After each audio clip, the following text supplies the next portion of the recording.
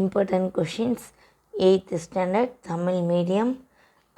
நம்ம வந்து ஜாமெண்ட்ரி பார்த்துட்ருக்கோம்.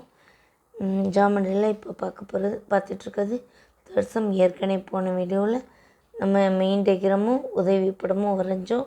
அதோட செய்முறையும் பரப்பளவும் தான் இப்போ கண்டுபிடிக்க போகிறோம். இது அந்த வீடியோட தொடர்ச்சின்னு வச்சுக்கலாம். ஓகேவா? இனிமையான வீடியோவில் கிராஃப்ஸ்லாம் வரைக்கு. ஸோ சேனலை சப்ஸ்கிரைப் பண்ணிக்கோங்க. பெல் ஐக்கானை கிளிக் பண்ணி ஆளுங்கிற ஆப்ஷனை செலக்ட் பண்ணிக்கோங்க. இம்பார்ட்டன்ட் கொஷின்ஸ் இதுக்கு முன்னாடி கொஷின்ஸும் போட்டிருக்கேன், ஜாமெண்ட்ரியும் போட்டிருக்கேன். அது எல்லாமே ஒரு ப்ளேலிஸ்ட்டில் இருக்குது. 8th important questions Tamil medium அப்படின்னு போட்டு அந்த ப்ளேலிஸ்ட் இருக்குது. அதோட லிங்க்கை நான் டிஸ்கிரிப்ஷனில் கொடுக்குறேன். தேவைப்படுறவங்க யூஸ் பண்ணிக்கோங்க. வேறு யாருக்கு தேவைப்பட்டாலும் அவங்களுக்கு ஷேர் பண்ணி அவங்களையும் அதை பயனடைச்சிக்க சொல்லுங்க. ஓகேவா? இப்போ நம்ம எப்படி போட்டோம் அப்படிங்கிற ஒரு ஷார்ட்டாக பார்த்துடலாமா? ஃபஸ்ட்டு என்ன பண்ணோம், இஏ அப்படிங்கிற ஒரு கோட்டு துண்டு வரைஞ்சோம்.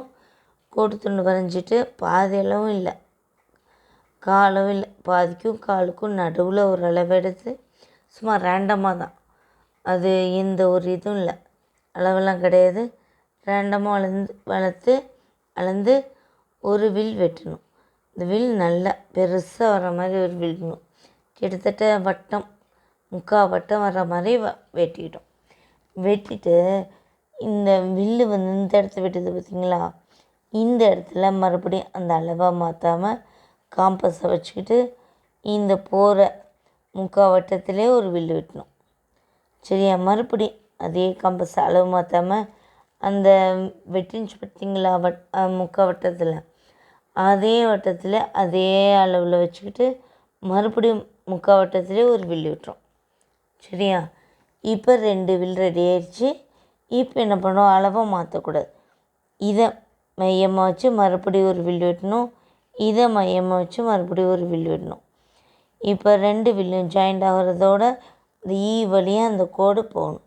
அந்த கோடுக்கு நம்மளாக ஒரு பேர் வச்சுக்கலாம், எக்ஸ்னு வச்சுக்கலாம், இல்லை நம்ம பின்னு வச்சுக்கிட்டோம். ஓகேவா? வச்சுக்கிட்டு ரேண்டமாக கோடு போட்டு அதை வந்து காம்பஸ் வச்சு ப்ரொடக்டை வச்சு பார்த்தோம் 90 டிகிரி வருதான்னு. வந்துச்சு. அப்படி வந்துச்சுன்னா நம்ம போட்டது கரெக்ட். 90 டிகிரி வந்துச்சுன்னா நம்ம போட்டது கரெக்ட். ஏன்னா சதுரம் கரெக்டாக வரும். சரியா? போட்டுட்டு அப்புறம் என்ன பண்ணோம், மறுபடியும் 6.5 சென்டிமீட்டர் காம்பஸில் அளவெடுத்து மையமாக வச்சு 6.5க்கு ஒரு வில் வெட்டணும். வெட்டுற இடத்த என்னான்னு பேர் கொடுத்தோம்னா இந்த கோட்டை தான் இது வெட்டணும். அது ஏன்னா இங்கே வச்சுக்கிட்டு இங்கே எஸ் போட முடியும். ஸோ அப்போ டீ இல்லை, எஸ்ஸை வச்சுக்கிட்டு டீ போடலாம். ஸோ எஸ்ஸும் இல்லை. அதனால தான் நம்ம கோடு வரைஞ்சிட்டு அதில் வில் வெட்டி அதை என்னான்னு பேர் கொடுத்தோம்னா இங்கே ஏ இருக்குது, வரப்போகிறத எஸ் டீன்னு தான் கொடுக்கணும். லைனாக வரணும் அப்படிங்கிறதுனால இது எஸ் இது டீன்னு பேர் கொடுத்தோம். இப்போ டீங்கிறது ரெடி ஆயிடுச்சா? இப்போ என்ன பண்ணோம், மறுபடி இதில் ஒரு புள்ளி மையமாக வச்சு 6.5 சென்டிமீட்டருக்கு ஒரு வில் வெட்டணும். அப்புறம் ஏயில் மையமாக வச்சு மறுபடியும் ஒரு வில் வெட்டணும். சரியா? இப்போ இந்த 2 வில்லும் ஜாயிண்ட் ஆகிற இடத்த எஸ்ன்னு கொடுத்தோம். ஏஎஸ்ஸையும் எஸ்டியும் ஜாயின் பண்ணணும். அவ்வளோதான். ரொம்ப ஈஸி. சதுரங்கிறது ரொம்ப ரொம்ப ரொம்ப ரொம்ப ஈஸி. இப்போ அதோட செய்முறைனா ஒன்றும் இல்லை, நம்ம என்ன செஞ்சோமோ அதை எழுத போகிறோம். ஓகேவா? செய்முறை. ஃபஸ்ட் பாயிண்ட் என்ன பண்ணோம், ஏ ஈக்குவல் டு 6.5 சென்டிமீட்டருக்கு கோட்டு துண்டு வரைந்தேன் என்ற அளவில்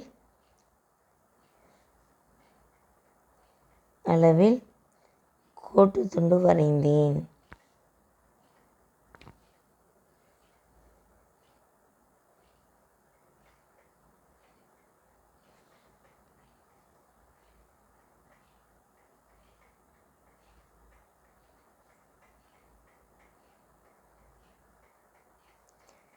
இந்த வில் வெட்டினேன்னு இதெல்லாம் சொன்னால் ரொம்ப லாங்காக போயிடும். சரியா? இந்த வில் வெட்டினா நமக்கு பாதிக்கு மேலே பாதி கம்மியாக காவாசி கூட வில் வெட்டினேன் அதை வச்சு இல்லைன்னா இப்படி எழுதுனா ரொம்ப எழுதணும். ஸோ நம்ம மீனை பற்றி இதே ப்ராடக்டை வச்சு பார்த்தோம்ல, அதாவது ஈயையும் ஈபியும் செங்குத்தாக இருக்கும். 90 டிகிரியில் இருந்துச்சுல, அதை தான் இங்கே எழுதணும். ஈயையும் ஈபியும் செங்குத்தைக்கிற மாதிரி வரைந்தேன் என்ற அளவில் வரைந்தேன். ஏன்னா பெருசாக போகும், அதனால நம்ம ஷார்ட்டாக முடிச்சுக்கணும். என்ற அளவில் வரைந்தேன். அடுத்து ஈயை மையமாக வைத்து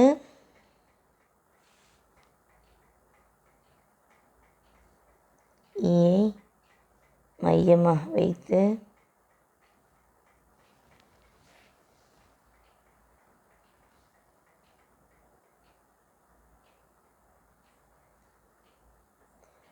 .5 சென்டிமீட்டருக்கு ஒரு வில் வெட்டினேன். ஒரு வில் பி என்ற கோட்டில் வெட்டினேன். பிங்கிற கோட்டில் தானே வெட்டினோம், பி என்ற கோட்டில் வெட்டினேன்.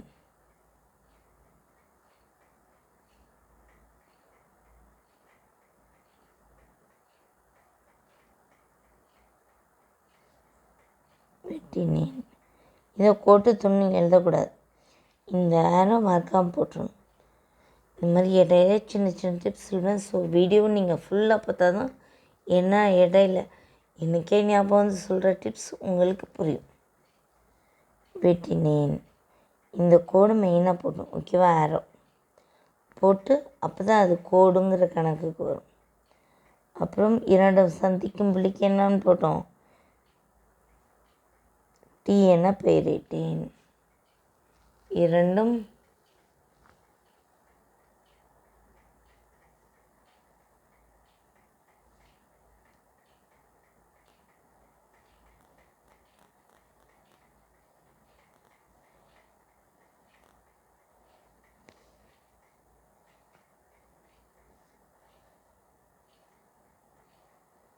புள்ளிக்கு டி என பெயரிட்டேன். டி என பெயரிட்டேன். அப்புறம் என்ன பண்ணோம், இல்லை ஜாயின் பண்ணுற வேலையெல்லாம் கிடையாது. ஆல்ரெடி போன கோட்டில் தானே வெட்டணும். அடுத்து என்ன பண்ணோம், டீயை மையமாக வச்சு 6.5 சென்டிமீட்டருக்கு ஒரு வில், அதே மாதிரி ஏயை மையமாக வச்சு 6.5 சென்டிமீட்டருக்கு ஒரு வில், ஓகேவா? இதை தான் இங்கே எழுதணும் இடம்பத்தில். ஸோ அடுத்த பேச்சு எழுதணும்.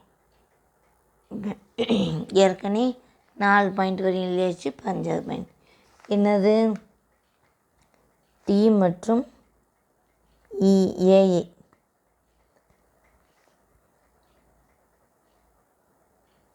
மையமாக வச்சு தானே வில் வெட்டும்.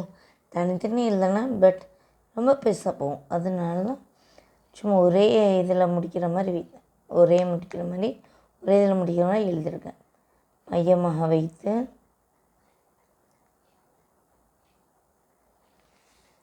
.5 சென்டிமீட்டருக்கு தலா ஒரு வரைந்தேன், இல்லாட்டி 2 விற்கள் வரைந்தேன் போடலாம். நம்ம ஒவ்வொன்றுக்கும் ஒன்று வரைஞ்சோம் அப்படிங்கிறனால தலா ஒரு வில் வெட்டினேன்.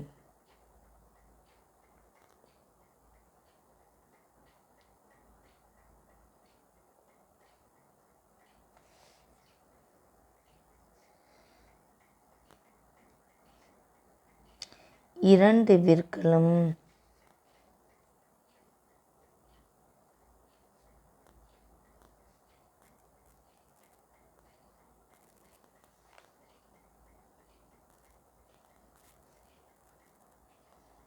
வெட்டும் புள்ளிக்கு என்னன்னு பேர் கொடுத்தோம், எஸ் என பெயரிட்டேன். புள்ளிக்கு எஸ் என பெயரிட்டேன்.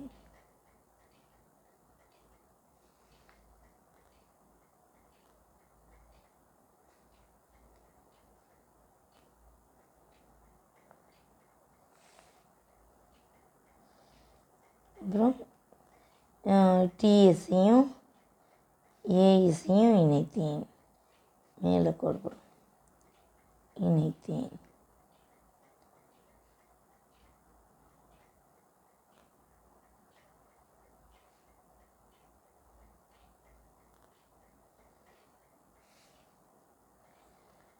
இப்போ என்னாச்சு EAST என்பது தேவையான சதுரமாகும். மார்க்கர்னு எழுதிடாதீங்க, அது வேறு இது. ஓகேவா? தேவையான சதுரம் தானே கேட்டிருக்காங்க, இப்போ நீங்கள் சதுரம் தான் எழுதணும். தேவையான சதுரமாகும். அவ்வளோதான். இதோட தான் சும்மா நம்ம என்னென்ன பண்ணமோ அதை தான் இங்கே எழுதிக்கணும். சரியா? இப்போ அடுத்து பரப்பளவு. சதுரத்தின் பரப்பளவு ஃபார்முலா என்ன? சதுரத்தின் பரப்பளவு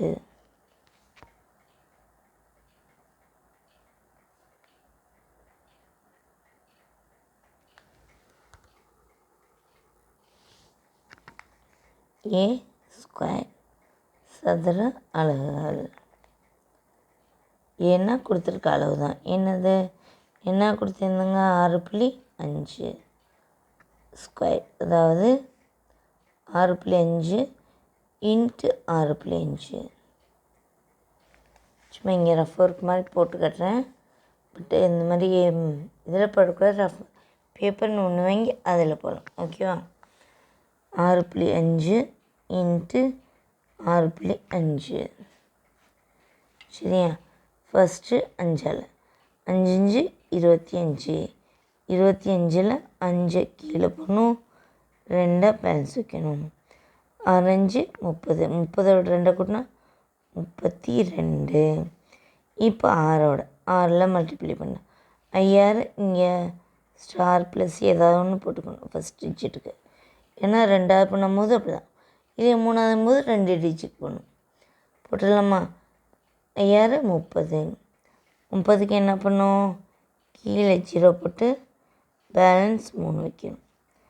6 36. 36ஓட 3 கூட்டினா 39. 5 2 9 3 கூட்ட எத்தனை? 2. பேலன்ஸ் 1 4. சரியா? இங்கே ஒரு டிஜிட் ஒரு ஸ்தானம் தள்ளி பிடிச்சிருக்கு, இங்கே ஒரு ஸ்தானம். இப்போ 1 2. இப்போ இங்கே பின்னாடிலேருந்து பார்க்கணும். பின்னாடிலேருந்து அதே மாதிரி 2 ஸ்தானம் தள்ளி புள்ளி வச்சிடணும். 1 2. ஓகேவா? இப்போ ஆன்சர் 42.25 சென்டிமீட்டர் ஸ்கொயர். அவ்வளோதான் ஆன்சர். வீடியோ கடைசி வரையும் பார்த்ததுக்கு ரொம்ப ரொம்ப தேங்க்ஸ்.